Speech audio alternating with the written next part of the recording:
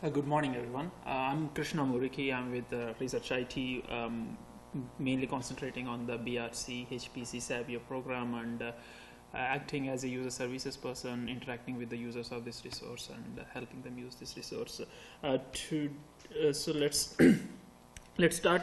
So back about 2 years back, mid 2013, Dr. Elliot Quartet from UCB Astrophysics Department sent this email to the Vice Chancellor of Research, Dr. Graham, and was expressing interest for an institutional shared compute resource.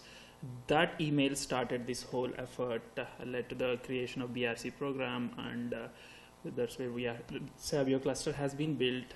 The first institutional Linux computational cluster was built, and a lot of groups, research groups, started participating in the Condo program, buying into Savio. By end of 2013, we had like 7 to 8 condos set up on the cluster, and by May 2015, actually, the email went out in May. I got my dates incorrect. The email went out in mid of 2013. We had the Savio cluster brought online within less than a year, May 2014. End of 2014 is when we had like 7 to 8 condo groups. By May 2015, we had our first town hall. That's when we introduced our second service, which is the Faculty Computing Allowance program.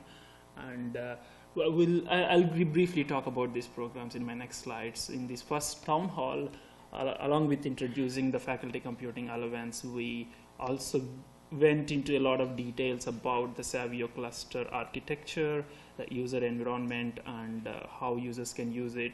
If you are new to Savio, I would highly recommend you to go visit this website, look at the slides, and look at the video recordings. In today's town hall, I will not be going in such detail, but we would be covering other services, things that have come online since then. That's why if you are new to Savio, I highly recommend you to look at these slides. So briefly, what is Condo service? Research groups on campus with need for computational power and have funding to purchase their own hardware. In the past, they might have been purchasing cluster on their own, putting in a closet, using their grad students to run the service for them. Instead of doing that, you have an option to buy into Savio. In the Savio infrastructure, we have multiple generations of standardized nodes. As a group, you can choose to buy a particular generation or multiple of those generations and buy into Savio. When you buy into Savio, there are zero operational costs for you. Administration, high bandwidth, low latency network comes with it. Base storage, optimized networking, all of that comes with it. What does the program get from it? Any idle circuits that you are not using on the contribution, we would be giving it out to everyone else in the campus, everyone else on the campus. And how another trade-off is by buying into Condo, you will not have. If the cluster is busy, you will not have immediate access to the hardware, but you will have priority access to the resources equivalent to your hardware contribution. Only if the cluster is busy, you might not have immediate access. If the cluster is empty, you will still have immediate access. If the cluster is busy, then you will have priority access. That is configured in the scheduler. Moving forward, the Faculty Computing Allowance program, what is this? This is for everyone else who is not yet there to buy their own condo, buy their own cluster and participate in the Condo program.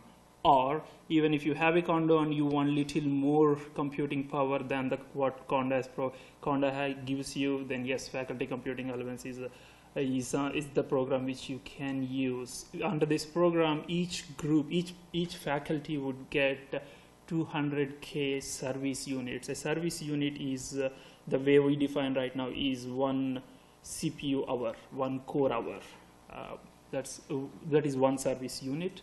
I get up to 200K. Each faculty can obtain up to 200K annually. Along with this CPU time, you get the storage, access to the parallel file system and everything else that this infrastructure provides. That's briefly what Faculty Computing Allowance program is. Feel free to stop me and ask questions. We have some time towards the end also, but if you think you want to raise the question immediately, feel free to do that. Continuing on the Faculty Computing Allowance, the basic eligibility requirements, it's open for all UCB campus faculty. Any faculty on campus can request for an allowance for them, given that they have a research goal for which a computational power is required. We have not opened it for grad students and postdocs right now, but if you are working with a faculty, your faculty can request for an allowance for themselves, and an account can be created for the postdocs and grad students under that faculty, and they can be allowed, configured to use the faculty's allowance. That's possible. And another thing which we kind of, when a new request comes in, so there is an online request survey form on our website. A faculty who is interested in it can go and fill it's a big questionnaire. We ask what are you trying to do, what application are you trying to do, what application you are trying to run, and what your requirements are. We fill that and we get the request, and I do the back and forth with the faculty and the group. I understand their readiness in the terms of, I'll talk more about readiness in the next slide, but let me just cover the next points on this. Assuming if a request meets the readiness requirements, we would be setting up a special group on the cluster with the format like FC underscore a project name, and project name is chosen for that allowance that has been given out. FC underscore allowance name will be set up. A scheduler account will be created, and when all the user accounts that have been created would be under that group FC underscore project name. And the allowances usually start from June 1st of every year. So right after the previous town hall, we started giving out the first set of allowances with 200K per request, and the requests that come through mid-year or late after June 1st will be given prorated amounts, not the complete 200K. Please remember, these are not guaranteed allocations, wherein if you come at they expire at May 31st of the following year. If you come on May 30th and try to use it, and if the cluster is busy, you might not be able to use it. So you want to start using it early on. That's mainly about allowances. Readiness. I was briefly mentioning what readiness means. So setting up an allowance is not simply running a user add command on a Linux cluster, right? So we work when we receive the request, we do a lot more work than that, wherein we do a back and forth with the PI, we understand the requirements, we analyze if their applications they want to run are suitable for our infrastructure. Basically, can it be run on? We use it's a Linux cluster. We use a flavor of Red Hat operating system. Can it be run on that operating? Or can it be run on that system? Is something we analyze. We work with the group and understand that it's a shared resource. So there are a lot of components where, like the storage, the login nodes, scheduler, everything is a shared resource. Many users are trying to use them at the same time. It's not your own. It's not one particular person's personal machine. It's not my laptop, right? So we need to have some fairness in giving access of these resource components to all the users. So we need to understand that if the particular use case can fit into this model. And one other thing is if the group requires hosting a persistent database for their application within the cluster infrastructure, we cannot do that right now. So these are some criteria which this is a small list. We have some more to the criteria. We analyze this request. We help the group. If the group comes with these requirements, we analyze the requirements and see if they can use the infrastructure without any of those, make modifications to their workflow. So this is all involved process. It's not a straightforward creation of user add command. I just wanted to express that to you. Once we get a clarification, once we get a clarity that they can use the machine, they can use the Savio cluster, then we would go ahead and set up the accounts. At any given time, we usually have a queue of pending allowance requests. We process them as fast as we can. I'll give you some numbers in the next slides. So this is the slide actually, so which shows some numbers, how many users are using the resource right now. Since the date started June 1st of 2015, there was a lot of interest, a lot of faculty requesting for allowances. So far, we have granted allowances for 43 faculty. Initially, we set a goal of processing about 5 to 6 requests per month, but we did a lot more than that. Yes, it's true that we had about 7 to 8 allowances set up before June 1st for the early groups. Minus 43 minus that 8, we did set up 35 since June 1st. A lot more than our initial goal of 5 to 6 per month. But still there is a significant, a small queue size. Just understand that we do all this work, not just creating accounts. So there would, as soon as you request your allowance, it might not be set up immediately. But if there is a requirement, if there is an immediate deadline that you're trying to meet, please do get in touch with us. We try to increase the priority on our requests. But just remember, there is a queue, and you will be getting added to the queue, and you might not be set up immediately. But we are doing as much as we can, processing a lot more than what we initially promised.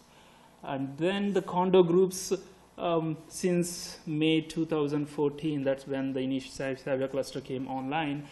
A lot of groups joined the condo, purchased their own hardware, and contributed into Savio. We have about 11. And maybe about 3 other groups that I'm working with, setting up their condo on the machine right now. A lot of faculty. The number of faculty count would be higher than the groups because we also accommodate the option of pooling in. Both when you are buying condo, three or 4 faculty can join, can choose to pool their funding and purchase into one single condo, such that all their postdocs and grad students can share the resource. Even we allow the same in allowances also. 3 or 4 faculty can request for individual allowances. All their 200Ks will be pooled and can be set up as one single group on the machine, such that all the 10 grad students from the 3 faculty can use that 600K or 800K allowance. We have a total of 250, almost a little more than 248 right now. I just created some accounts last week, about 250 users right now on the machine. Savio system architecture. This is the slide on which we went into a lot of detail in the last town hall. So I highly recommend everyone to look into those slides and videos. Briefly, this is how the cluster looks like. From the UCB network, you would be the way you access the cluster is command line SSH. You SSH into the login nodes. We have a set of login nodes. These are login nodes / front-end nodes. These are the nodes you would be placed onto when you connect to the cluster. These are login nodes, front-end nodes. That means you land on this machine, you land on these nodes and set up your application. Compile your programs, write your scripts, interact with the scheduler, and interact with the files in your file system and files in your directories and things like that. But do not run your programs like actual applications and programs on these nodes. We have pools of compute nodes, and that's where the application needs to be run. And the way you launch an application on compute node is through the job scheduler. This is a standard infrastructure of standard cluster setup anywhere. If you look at it, you would interact with the scheduler. Slurm is the scheduler that we use in this infrastructure. You run Slurm commands, you write a job script, and submit your job to the Slurm job scheduler and specify how many nodes you want to be assigned to this job and how long you want this job to be running. A standard mode on using any cluster. Storage. Every user would get a home directory with 10 gigabytes of space, and that which is backed up which is backed up and not purged. 10 gigabytes is modest, but it is backed up space, so use it mainly for your important data, which is your source code, important scripts, not for all the input and output data that you're processing. All that would go into the actual data sets that you're working on, which can be in gigabytes and terabytes, multiple terabytes, should not go into your home directory. They should go into the parallel file system, global scratch, towards the end of that slide. We use Lustre parallel file system. And then the other thing you want to remember is the dedicated data transfer node. You can see from the diagram that we have a dedicated 10 gigabit science DMZ link going out of the data transfer node. So all the transfers coming in are going out of this infrastructure should go through the dedicated transfer node. And we also use Globus tool we also accommodate Globus within our infrastructure, so you can use Globus for much more details about all of these things are covered in the previous town hall and also are available online. I'll show you the web links for where they are available in the next slide. So please refer to those, and and you can get more information you want. In terms of data, we understand big data is becoming big everywhere, and many of the research groups are working with a lot of data these days, multiple terabytes of data, a lot of data sets. So within the infrastructure, we are paying attention to those needs. We are building dedicated data transfers and with a special network link going out. And also the other program which we are working on, the research data management program, about which Chris will be talking later on. That's where we realize that this need is widespread on the campus. That's where we're concentrating on it. What else we provide under the research data management program, Chris will be covering later on in the talk. Coming back to Savio, these are all the points which I already mentioned on the previous slide. Home storage with 10 gigabytes of space, scratch space, almost close to 1 petabyte Lustre file system. We do not have any quota or per user limits in the scratch space. So even if you have like multiple terabytes of data sets, this is the place they can be living. But we monitor the usage of this file system, and right now if it comes to full, we contact the top users and take their help in cleaning up some space. But if it becomes a problem, we can also implement regular purging, wherein the files that are not being used in the last 2 weeks or 3 weeks, it can be automatically deleted. We can do that. But for now, we are letting it grow freely, and we're letting users put as much as they want. But we'll monitor the situation. Yeah, I explained login nodes, front-end nodes, the data transfer nodes, compute nodes. Okay, let's see. And these are the links where you can find a lot more information about everything I've just mentioned. You just need to remember the main website, research-it.berkeley.edu, and where it's very easy to browse for information that you want from the home page. And the slides will be shared with everyone, and these are hyperlinks, and you can just click on the link directly to go to user guide and also the new user information. Moving ahead, one other point which I want to stress, which I want to highlight in the user environment is the use of one-time passwords. I mentioned the way you can access the Savio cluster infrastructure is over command line through SSH right now. You might have used SSH before for connecting to resources in the past, where it comes with a username and a password, a string, a fixed string. Instead of the fixed string, we use one-time passwords because the biggest security threat that we encounter on institutional shared clusters like these are stolen credentials. Not just someone read your mind and got the string out of your mind, but from the devices from which you are connecting to the Savio cluster might be compromised. if you're using a computer in the campus lab or any other, even your personal machine, it's possible that there is some sniffer running on the machine and stealing that, watching the keys that you're typing.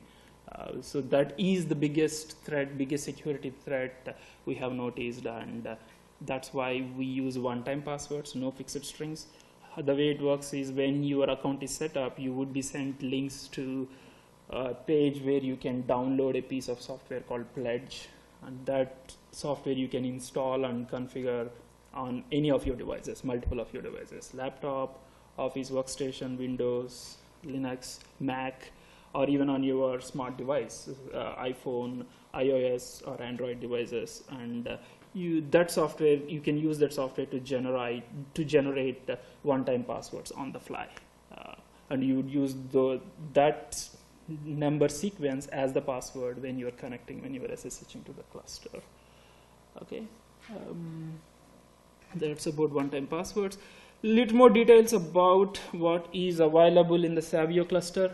I briefly mentioned that we have multiple generations of standardized nodes. The first generation hardware that we started with in May 2014 is this.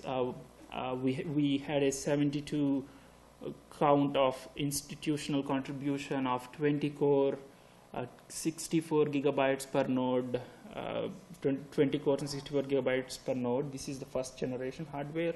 Along with that, we also had big memory nodes, each with 20 cores and 512 gigabytes of node. We had 4 such nodes, 72 of 64 gigabyte nodes and 4 of 512 gigabytes nodes. That was the institutional contribution in May 2014, and this is the hardware that all the Condo groups which joined into Savio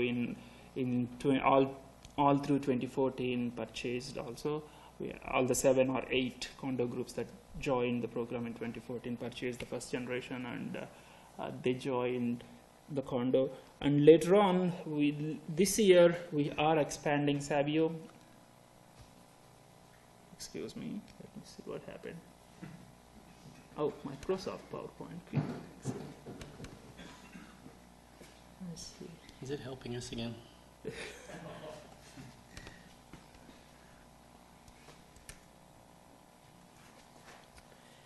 That's not kind.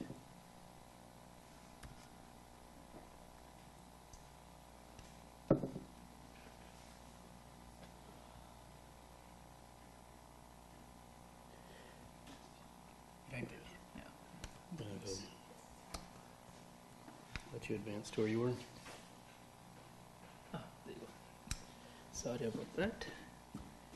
So we covered the one-time passwords, and we are on SAVIO-2 Expansion. So this is the expansion that we are doing this year, and now the standard nodes are 24 cores per node, 64 gigabytes. These are with Intel Haswell processors and 72 nodes. Maybe the institutional contribution of first generation might not be 72. I might have remembered the wrong number. This second generation contribution is the 72 nodes.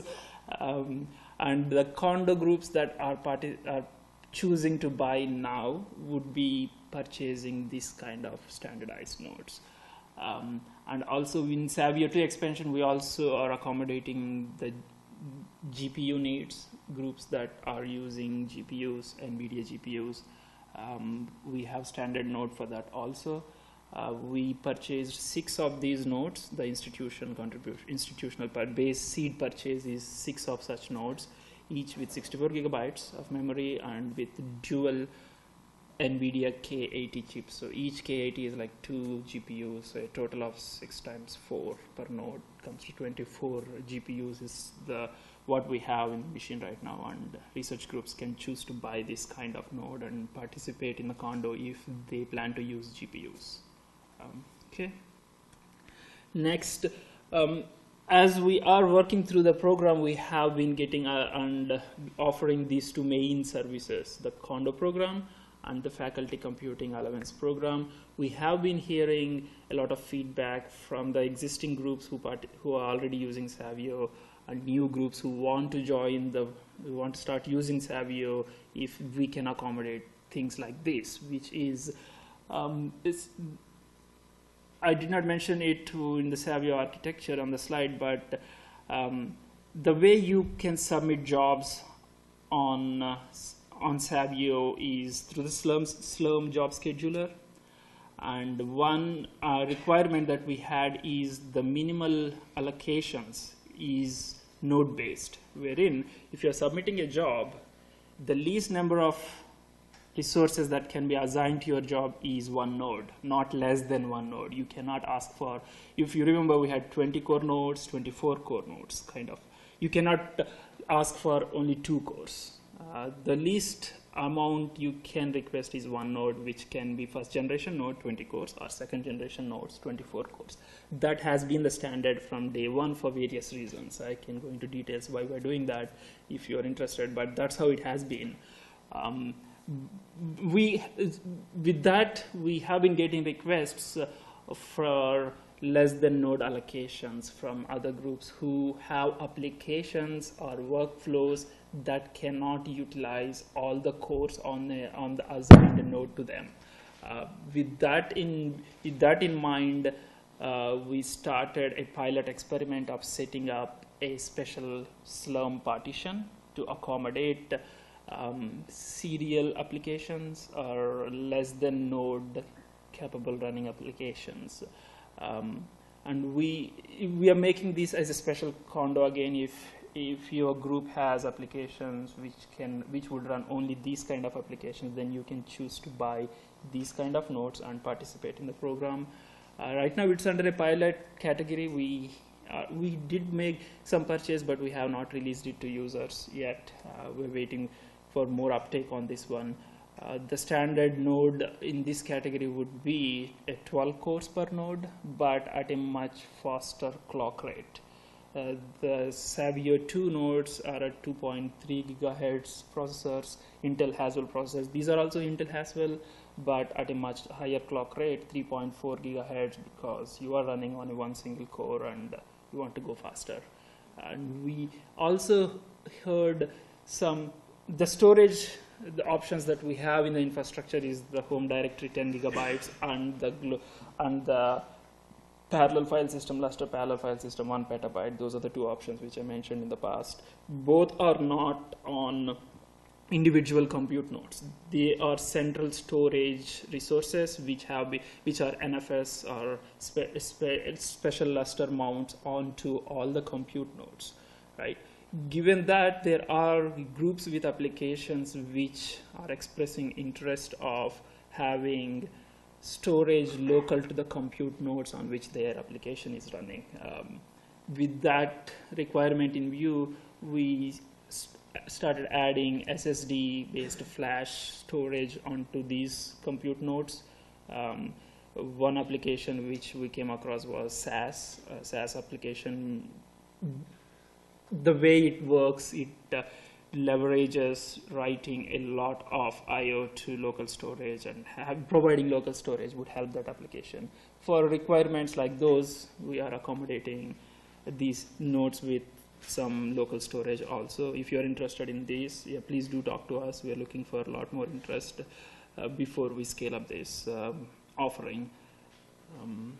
The next one we heard a lot of request was for making use of unused cycles on the cluster. So if you join a Condo program, then you have priority access to up to your hardware contribution in the Condo. If you are under the Faculty Compute Allowance program, you can use up to 200K service units on the cluster. With these two, we have not seen complete use of the cluster that we have, cluster resource that we have, but there are groups who have Condo and also Allowance, but that was not sufficient for them. They wanted to run more jobs. With this in mind, we started another pilot, which is setting up a low priority preemption queues, wherein you can choose to submit jobs to this particular queue, this particular slum partition, wherein you would get very low priority. If there are other competing jobs from a condo user or an allowance or a user with a standard allowance, you would get lower priority than them for sure. But if there are unused cycles, unused nodes in the cluster at that time, your job will start running. Once your job start running, if some other user from a condo group or an allowance group submits a job, it's possible that your job might be killed by the scheduler and that user's jobs will start running. So it is low priority and it is preemptible. So we started offering this queue to very early testers, early condo user groups for now. It's been working really good. We are getting a lot of good feedback about this program. We are evaluating all other possibilities with this to how to continue this and at what scale we want to make it available to everyone. If you have interest in this, yeah, please talk to us. This is another pilot program. And finally, I will recommend once again look at the previous town hall slides and videos for information about the Savio architecture and user environment, and also look at the user guide, new user information links, all that we have, a lot of detailed information on online. If you still have some questions or some things that I mentioned was not clear to you, feel free to contact us. This is the email address, brc-hpc-help@list.berkeley.edu. Emails to this address, getting to a ticketing system. Multiple of the engineers in RIT would have visibility to that. One of us would get in touch with you. Standard working hours, but there are situations where we did respond to emails and tickets for our non-working hours also. Any questions?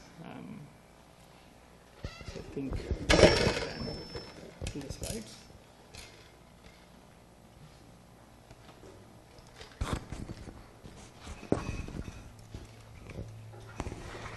Has there been any progress on putting an API so that you can make job requests remotely into this Savio cluster? We have not done any work on it, but it's feasible. We can easily accommodate that within the infrastructure. We have done that in other infrastructures that we have set up.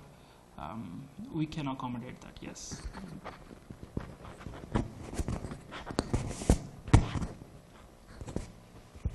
Is there an accessible list of shared applications? Yes, on the website, the user guide link that I have shown on the slide, towards the end of that page, there is a software. We use environment modules. You familiar with that? No, I'm not. So environment modules is a package which allows you to manage your environment. Let's say I want to use an Intel compiler, and then I want to see all the applications that have been built with the Intel C or C++ compiler that have loaded into my environment. Software modules would let you do that. It has commands which you can run and see, okay, what do I have already loaded in my, instead of manually editing your path variable or LD library path variables, environment modules package gives you easy ways of loading a particular package into your environment, unloading that, things like that. We use that package. As soon as you log in, if you just do module avail, it will list all the packages that we have on the machine. That is one way of looking at it. After getting access to the cluster, even before getting access to the cluster, yes, we have a page which talks about how to use the environment modules on the machine. And on that page towards the end, we have the list of all the packages and applications that we have built and made available to the users. Yeah.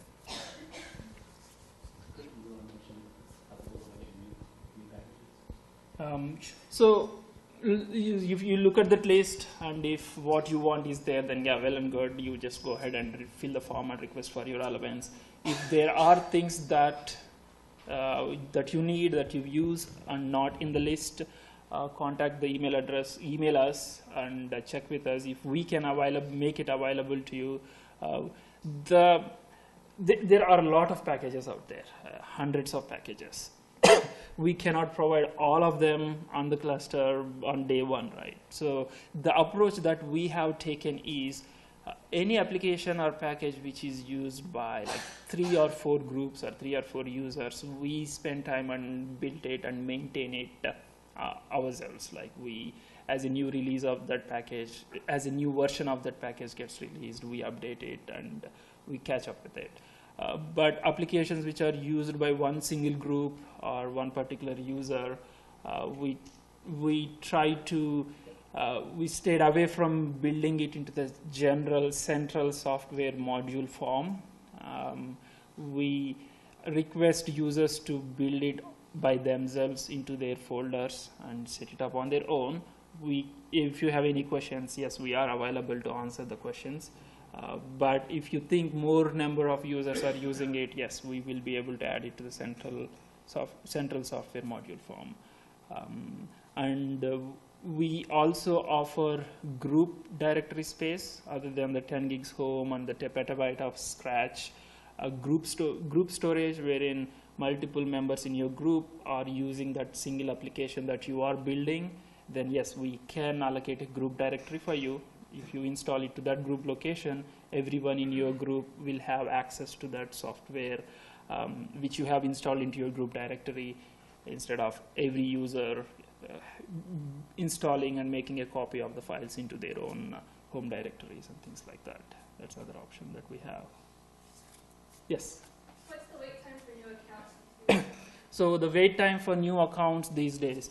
So there are 2 kinds of requests. One, a new allowance request that's coming in with a set of accounts that needs to be created, or an account request under an allowance that has been previously created. This later one is much quicker. If an allowance has already been set up, it's just a new grad student joined the group and they want the account, then that would be done very soon, within a week. But if it's the new allowance, setting up a new allowance is a little more involved than creating a single account, as I mentioned. Right now we are in the range of 3 to 4 weeks, but much less than that, possibly. And if there is a deadline that you're trying to meet, and we are prioritizing requests too. So we made requests in May, and we haven't heard back. The group that I'm in and the group down the hall. So as soon as you fill the form online, within the next few days, you should get an acknowledgement for sure that your request has been added to the queue and we have it with us. You should have received that for sure. If that hasn't come, yeah, I'll follow up. I'll ask you the name of the PI and follow up later on. That should come through. Once the acknowledgement is through, by the time we get to your spot in the queue, 3 to 4 weeks is what we are looking at right now. May request should long as it's addressed, right? Which one? A May request? Did you say you submitted in May? Yeah, we requested in May and never heard back. I sent them to the group down the hall. Maybe I'm very sure we cleared all the requests that came in May, and even in June. I'm almost finishing the requests that came in July right now. I'm sure if it did come in May and it did get into our queue, it should have been processed. If you haven't heard anything, then I'm suspecting that maybe you filled the wrong form or it went. Yeah, I'm suspecting that. I'm pretty sure all the requests from May, June, and even July are processed by now. Hang out here and we'll talk with you. Yeah, please hang out. I will talk to you. Yeah. Any other questions? Yes. 2 questions. Is there any sort of timeline on the SAVIO-2 expansion? Timeline on SAVIO-2 expansion. The procurement has been done. The hardware is here. But we ran into some issues with the hardware, the performance of hardware. We have been working diligently with the vendor over the past almost 3 to 4 weeks now to resolve that issue. Some condo groups also have purchased into that particular node configuration. we expect to give it in next couple of weeks. That's where we are. We are stuck with the performance problem. We are working with vendor right now. And second question, is Yes. there any motion away from the one-time password system? So any way of moving away from one-time password system, as I said, the reason why we have one-time password system is because of that is the biggest security concern. If that changes, maybe yes, we will. But unfortunately, right now, I think that is the best option for the campus. I'm going to jump in here. Yeah, please. Partly because, if anything, I think the campus should be moving towards one-time passwords and a lot of other services. And if you look at campuses that have had serious security intrusions, you'll find folks wake up and recognize security is much more of a problem. Stanford now uses one-time passwords for most of the services they offer, and everybody has just gotten used to it. So if we really value the IP in our systems, which is what generally is the target of these security intrusions, if we don't want the research that's being done on campus to be sucked out and disappear into other areas, countries, regions, then we really need to take security seriously.